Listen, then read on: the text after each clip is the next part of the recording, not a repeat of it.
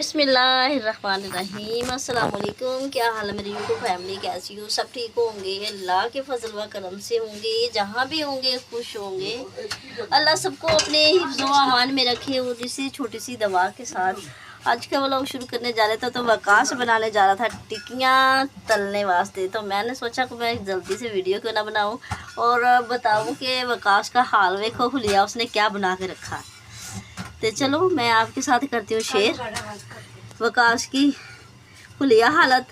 उसने कबाब शामी कबाब ने ये कीमे वाले कबाब ने उन्हें बना के फ्रिज में कट लेना तो उन्होंने फ्राई करन लगा। चप्पली कबाब चप्पली कबाब है तो कबाब ही है ना, भावें चप्पन वाला तो भावें तुम क्या बनाने जा रहे हो हैं?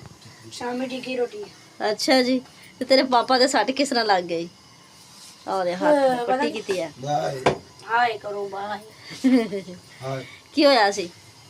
अस लग गई नहीं दसनी नहीं दसनी क्यों नहीं दसनी चाहिए है ना किस तरह सट लगी है? रक्षे च लगा क्या रक्षे दे विच बोसड़ा बजी बस माड़ा दबा है। अच्छा माड़ा जा दबाव नहीं, ज्यादा दबाव आ गया, बस पड़ गया मास पड़ गया तो लै तो दबा तो आया ही। इधर रोटियां बना के ले ना रख, ठीक है?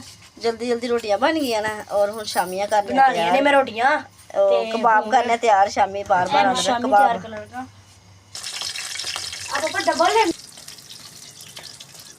ए काम देख लो ये समझ आ गई ए शेफ ने काम देख लो। मेरे शेफ काम करने जा रहे थे और तेरा किचन किने संभाला? उठ जा। और इसी वीडियो के साथ मिलने दो इजाज़त, मैं करती हूँ अल्लाह हाफिज़। मिलांगे किसी और नई वीडियो ब्लॉग के साथ, क्योंकि लाइट नहीं हैगी मेरे मोबाइल की बैटरी बिल्कुल ख़त्म हो जाए। लाइट होना आई है तो मैं मोबाइल चार्जर से लाने लगी हाँ। ओके जी।